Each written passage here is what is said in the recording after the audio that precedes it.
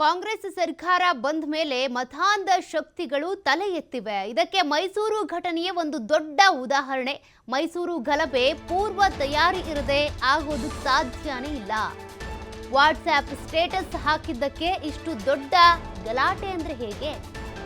ನನಗೆ ಈ ವಿಷಯದ ಸಂಪೂರ್ಣವಾಗಿ ಮಾಹಿತಿ ಇಲ್ಲ. ಈ ವಿಷಯದ ಬಗ್ಗೆ ಸಂಪೂರ್ಣ ಮಾಹಿತಿ ಸಿಕ್ಕಿಲ್ಲ. ಆದರೆ ಗಲಭೆಗೆ ಎಲ್ಲ ತಯಾರಿ ಮಾಡಿಕೊಂಡಿದ್ದು ಸ್ಪಷ್ಟವಾಗಿದೆ. ಹುಬ್ಬಳ್ಳಿ ಪಿಎಫ್ಐ ಗಲಭೆ ಕೇಸ್ ವಾಪಸ್ ಪಡೆದಿರೋದು ಕುಮ್ಮಕ್ಕು ಸಿಕ್ಕಿದೆ.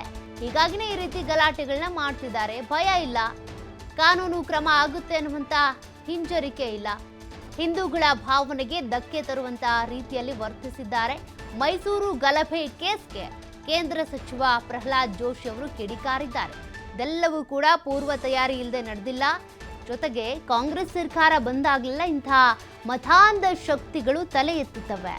ಈಗಲೂ ಕೂಡ ಒಂದಷ್ಟು ಗಲಭೆ ಕೇಸ್ಗಳನ್ನ ವಾಪಸ್ ಪಡೆದಿದ್ದಾರಲ್ಲ, ಹಾಗಾಗಿ ಇಂಥವರಿಗೆ ಕುಮ್ಮಕ್ಕು ಸಿಕ್ಕಿದೆ ಅಂತ ಪ್ರಹ್ಲಾದ್ ಜೋಶಿ ಅವರು ಕಿಡಿಕಾರಿದ್ದಾರೆ.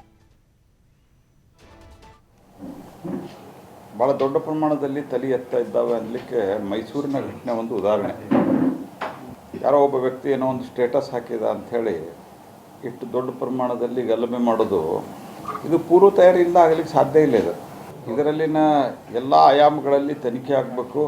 ಯಾಕಂದರೆ ಇವತ್ತು ಕೆಲವು ಆನ್ಲೈನ್ ಮಾಧ್ಯಮದಲ್ಲಿ ಬಂದಿದೆ, ಅವನಷ್ಟಕ್ಕೆ ಅವನು ವಾಟ್ಸಪ್ದಲ್ಲಿಯೋ ಎಲ್ಲೋ ಇತ್ತದು, ಯಾರು ಹಾಕಿದ್ದಾನೆ ಅಂತ ಈಗ ಅರೆಸ್ಟ್ ಮಾಡಿದ್ದಾರೆ.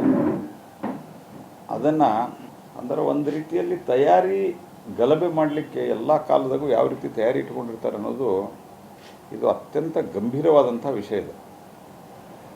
ಹಾಗಾಗಿ ಇವತ್ತೇನಿವರು ಈ PFI SDPI ಮೇಲೆಲ್ಲ ಏನೋ ಕೇಸುಗಳನ್ನು ಹಿಂತಕ್ಕೊಂಡ್ರು, ಅವರಿಗೆ ಹುಬ್ಬಳ್ಳಿಯ ಗಲಭೆಯಲ್ಲಿನ ಕೇಸ್ ಹಿಂತಕ್ಕೊಂಡ್ರು, ಇದೆಲ್ಲವೂ ಒಂದು ರೀತಿಯಲ್ಲಿ ಅವರಿಗೆ ದೊಡ್ಡ ಪ್ರಮಾಣದಲ್ಲಿ ಕುಮ್ಮಕ್ಕು ಸಿಗ್ತಾ ಇದೆ.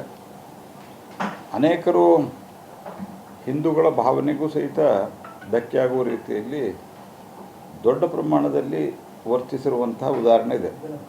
ಮತಾಂಧ ಶಕ್ತಿಗಳು ಮಾತ್ರ, ಇಸ್ಲಾಮಿಕ್ ಮತಾಂಧ ಶಕ್ತಿಗಳು, ಇವರು ಕಾಂಗ್ರೆಸ್ಸಿನ ಕುಮ್ಮಕ್ಕಿನ ಮೇರೆಗೆ ಈ ರೀತಿ ವರ್ತಿಸ್ತಾ ಇದ್ದಾರೆ. ಸರ್ಕಾರ ಇನ್ನಾದರೂ ಎಚ್ಚೆತ್ತುಕೊಂಡು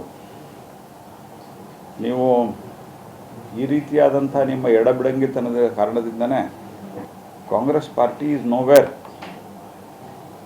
ಈ 2-3 ಕಡೆ ಬಿಟ್ಟರೆ 3 ಕಡೆ ಎಕ್ಸಾಕ್ಟ್ಲಿ ಎಲ್ಲೂ ಇಲ್ಲ. ನೀವು ನಿಮ್ಮನ್ನು ಇಲ್ಲಿಂದನೂ ಕಿತ್ತೆಸೀತಾರೆ ಅನ್ನೋದನ್ನು ಕಾಂಗ್ರೆಸ್ ಪಾರ್ಟಿ ನೆನಪಿಟ್ಕೋಬೇಕು ಅನ್ನುವಂಥದ್ದನ್ನು ನಾನು ಹೇಳ್ತೀನಿ.